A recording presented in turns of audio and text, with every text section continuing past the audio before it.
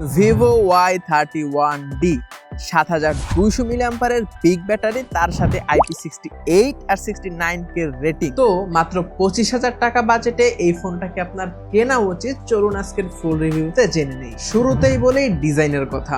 আমার কাছে আছে গ্রে কালার, ব্যাক সাইডটা সম্পূর্ণটা প্লাস্টিক বিল্ড আর ক্যামেরা বাম্পের এই জায়গাটা মেটাল। এখানে দুইটা ক্যামেরা মডিউল দেওয়া আছে, তার সাইডে ফ্ল্যাশ আর নিচে একটি ছোট্ট ডাইনামিক লাইট।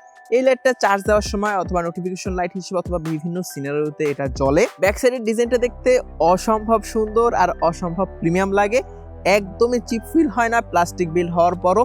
হাতে নিতেও কিন্তু বেশ ভালো লাগে, আপনি একদম ফিলই করবেন না যে কোনো প্লাস্টিক বডির ফোন আপনি ধরে আছেন। অসম্ভব সুন্দর দেখতে ডিজাইনটা। পার্সোনালি গ্রে কালারটা আমার কাছে বেশ ভালো লেগেছে। এটার কিন্তু রেড কালার একটা ভার্সন আছে, সেটা অনেকের কাছে ভালো লাগলেও গ্রে কালারটা আমার কাছে বেশি ভালো লেগেছে। আর নিচের এই যে সেন্সরের মতো দেখতে পাচ্ছেন ক্যামেরার, এটা নিয়ে পরে কথা বলতেছি, বাট এখানে ছোট্ট একটা ছিদ্র দেওয়া আছে। এখানে কিন্তু